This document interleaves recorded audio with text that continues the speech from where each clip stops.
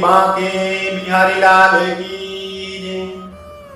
श्रीमद् भागवत पुराण की जय। राधे राधे भक्तों, कथा के आज के प्रसंग में राजा परीक्षित को श्राप कैसे मिला। एक दिन की बात है, राजा परीक्षित सोने का मुकुट पहने हुए, धनुष और बाण लिए हुए घोड़े पर सवार होकर जंगल में शिकार के लिए चले गए। जिस दिन राजा परीक्षित ने सोने का जो मुकुट पहना था वो कोई और मुकुट नहीं, वह जरासंध का, जिन्होंने लाखों निरपराध राजाओं को लूटकर उनकी हत्या करके प्राप्त सोने से बनाया गया। बेईमानी से प्राप्त सोने में हमेशा कलयुग निवास करता है और जो कलयुग होता है उनकी बुद्धि वहां पर दूषित हो जाती है। उस सोने के मुकुट पहनने के कारण जो धर्मराज राजा परीक्षित थे उनकी बुद्धि अधर्म हो गई, कुबुद्धि हो गई और शिकार करते करते जब उनको प्यास लगी, इधर उधर देखा, ना कोई पानी के लिए कोई व्यवस्था जब न देखी, तब एक आश्रम में गए। उस आश्रम के अंदर सम्यक ऋषि समाधि में लीन थे। जैसे ही राजा परीक्षित आश्रम के अंदर गए और सम्यक ऋषि को देखा तो सम्यक ऋषि को कहने लगे, हे ऋषिगण, मुझे प्यास लगी है, कृपया करके जल पिलाओ। मुझे प्यास लगी है, जल पिलाने की व्यवस्था कीजिए। परंतु सम्यक ऋषि भगवान की तप में लीन थे, उन्होंने उनकी आवाज को सुना नहीं। राजा परीक्षित के मुकुट के अंदर कलयुग बैठने के कारण उनकी बुद्धि दूषित हो गई और उनके अंदर अहंकार की भावना आ गई। जो धर्म की उपदेश और धर्म की बातें करते थे उनमें अधर्म आ गया और अहंकार बस सम्यक ऋषि को कहने लगे, हे ऋषिगण, मैं आपके आश्रम के अंदर आया हूं, मैं एक राजा हूं और आपने राजा को यहाँ आने पर ना कोई बैठने की व्यवस्था की, ना उनका आदर सत्कार किया, ना उनका किसी भी प्रकार की कोई सम्मान दिया है। आप यहाँ पर ये समाधि नहीं, लगता है कि आप भंग कर रहे हो, आप पाखंड कर रहे हो। आपने एक राजा का अपमान किया है, इस अपमान के लिए सजा अवश्य दूंगा। ऐसा मन में विचार करते करते पास में एक मृत सर्प पड़ा था, उनको पकड़कर सम्यक ऋषि के गले में डाल दिया और वहां से चले गए। सम्यक ऋषि के पुत्र श्रृंगी ऋषि कौशिकी नदी में अन्य शिष्यों के साथ स्नान कर रहे थे। वहां पर अन्य शिष्य ने आकर जब कहा कि आपके पिताजी के गले के अंदर मृत सर्प, इस कोई राजा आया था, उन्होंने डाल दिया और वहां से चले गए। जब अपने पिता का ऐसा अपमान देखकर क्रोधित हुए और हाथ के अंदर कौशिकी नदी का जल अपने अंजलि में भरकर उनको श्राप देने लगे। इति लंघित मर्यादम तक्षक सप्तमे हनि दंडक्षति स्म कुलांगारम चोदितो में तद्रुहम। हे राजन, जिस प्रकार से तुमने मेरे पिता के गले के अंदर मृत सर्प को डाला है, उसी प्रकार मैं तुमको श्राप देता हूं कि 7 दिन के बाद तक्षक नाग के काटने से तुम्हारी मृत्यु हो जाएगी। ऐसा श्राप देकर जब अपने पिता के पास में आए, आश्रम में आए, उनकी अवस्था को देखकर जोर जोर से रोने लगे। सम्यक ऋषि को अपने पुत्र की रोने की आवाज जब कानों में पड़ी तो उनके नेत्र खुले, समाधि टूटी। नेत्र खोलते ही देखा कि अपने गले के अंदर मृत सर्प पड़ा है। उनको पकड़कर पहले दूर फेंक दिया और फिर अपने पुत्र को कहने लगे कि तुम ऐसे रो क्यों रहे हो। सम्यक ऋषि ने कहा कि हे पिताजी, कोई राजा आए थे और आपके गले में मृत सर्प डाल दिया और मैं आपके इस अपमान को सहन न कर सका और इस अपमान के लिए मैंने उनको 7 दिन के अंदर तक्षक नाग के काटने से मृत्यु होने का श्राप दे दिया। सम्यक ऋषि ने कहा, एक छोटे से अपराध के लिए किसी को मृत्यु दंड का श्राप दे दिया? क्या तुम जानते हो कि वो कौन है, किसको दिया है? श्रृंगी ऋषि ने कहा, नहीं, मैं नहीं जानता।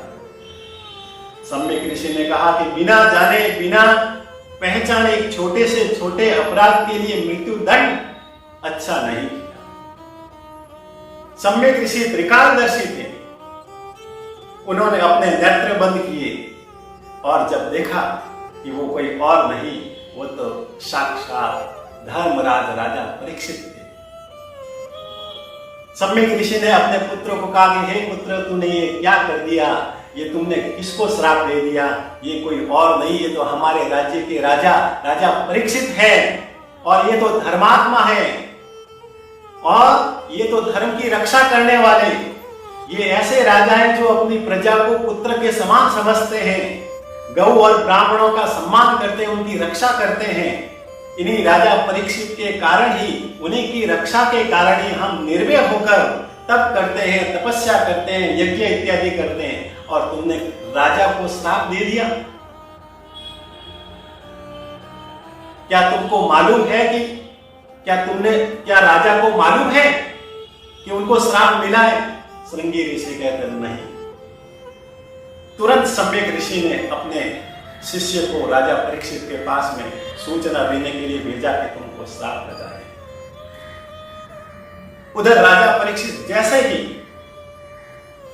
अपने महल के अंदर आए और जो सोने का मुकुट था वह जैसे ही उतारा, जैसे ही सोने के मुकुट को अपने सिर से उतारा तो उसके अंदर जो कलयुग बैठा था वहां से हट गया। तो उनके मस्तिष्क में, उसके मन में पुनः धर्म की भावना आ गई, बुद्धि आ गई, और मन ही मन के अंदर सोचने लगे कि मैंने कैसा अपराध किया है।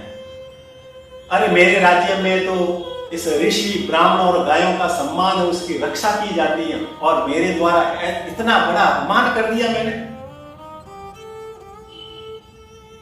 राजा परीक्षित ने सोचा और मन ही मन में विचार किया, अदेव राजम बलव्रत कोशम प्रकोपित्रम कुलानलो में दहत्व बलस्य पुनर्न मे भूत पापी यसीधी द्विजदेव गोप्य।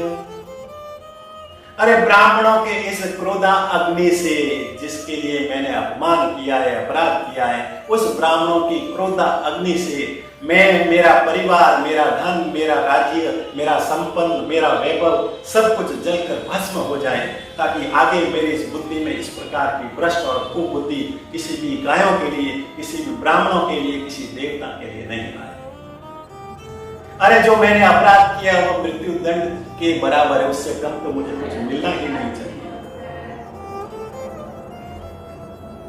जब इस प्रकार का मन के अंदर विचार कर ही रहे थे कि सम्यक ऋषि का शिष्य राजा के पास में आए और राजा को कहने लगे, हे राजन, जिस आश्रम में आपने सम्यक ऋषि के गले के अंदर मृत सर्प डाला है वह सम्यक ऋषि थे, और उनके पुत्र ने इस अपराध के लिए अपने पिता के इस अपमान को सहन न कर सके और आपको 7 दिन के अंदर तक्षक नाग के काटने से मृत्यु होने का श्राप दे दिया है।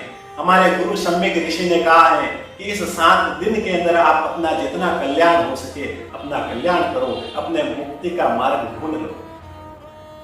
राजा परीक्षित ने जैसे ही सुना कि मुझे श्राप मिला और 7 दिन के अंदर मेरी मृत्यु होने वाली है, तुरंत अपने ज्येष्ठ पुत्र जन्मेजय को हस्तिनापुर का राजा बनाया गया, उनको सिंहासन पर बिठाया गया और सोचने लगे कि 7 दिन यहीं रह के यदि मेरी मृत्यु होगी तो मुझे देखकर मेरे घर वाले, मेरे दरबार, मेरी प्रजा दुखी होगी, और उनको दुखी देखकर मैं भी दुखी हो जाऊंगा, और अंत समय अंत मति सो गति, यदि अंत में उनको देखकर मैं दुखी हुआ तो मुझे अगले जन्म में भी इस संसार के अंदर पुनः आना पड़ेगा। इससे तो अच्छा है कि मैं इस राज्य, इस महल से बहुत दूर एकांत में जाकर भगवान की भक्ति करते करते मैं अपने प्राणों को त्याग। ऐसा मन में सोचकर तुरंत राजा परीक्षित ने अपने राज्य को, राज्य के समस्त वैभव को, अपने जो राजा के आभूषण, वस्त्र इत्यादि त्याग कर एक साधारण मानव की भांति हस्तिनापुर को छोड़कर गंगा नदी के तट पर सुखताल में चले गए। वहां पर जाकर गंगा नदी में पहले स्नान किया, और स्नान करने के बाद भगवान को स्तुति करते हुए कहा कि अब मैं बिना कुछ खाए, बिना कुछ पिए भगवान की भक्ति करते करते, भगवान का नाम लेते लेते मैं अपने प्राणों को यही त्याग दूंगा। जब ये बात चारों तरफ फैल गई कि राजा परीक्षित को श्राप लगाए और 7 दिन के बाद उनकी मृत्यु होने वाली है, तो बड़े बड़े ऋषिगण अगस्त, मैत्री, पितृ इत्यादि अनेक ऋषिगण वहां पर पधारे। राजा परीक्षित ने उनका स्वागत किया और वहां पर एक सभा की और सभा के अंदर विचार विमर्श किया कि राजा परीक्षित की 7 दिन के बाद में श्राप के कारण मृत्यु होने वाली है, तो उनके कल्याण के लिए क्या साधन है? जिनकी मृत्यु निकट होती है तो वो कल्याण कैसे करे, भगवत प्राप्ति कैसे करे? जब इस प्रकार का विचार कर ही रहे थे कि 16 वर्ष की आयु के स्वर्ण अवस्था, स्वर्ण जैसे दिव्य स्वरूप दिखने वाले सुखदेव मुनि उस सभा के अंदर पधारे, वहां पर प्रकट हुए। बोलिए सुखदेव मुनि की। सुखदेव मुनि को देखकर, आते हुए देखकर वहां पर बड़े बड़े आयु वाले, बड़े बड़े ज्ञान वाले, बड़े बड़े शास्त्रों के ज्ञाता खड़े होकर सुखदेव मुनि को प्रणाम किया, उनके चरणों को स्पर्श किया। इससे यह संदेश मिलता है कि व्यक्ति के धन, बल और आयु की नहीं, उनके गुणों और ज्ञान की पूजा की जाती है। धन वृद्धा, बल वृद्धा, आयुर्वृद्धास्तथैव च, ते सर्वेपि ज्ञान वृद्धा, किंकरा शिष्य किंकरा। कोई धन में बड़ा होता है, कोई बल में बड़ा होता है, कोई आयु में बड़ा होता है, लेकिन जो गुण और ज्ञान में बड़ा होता है वही पूजनीय होता है।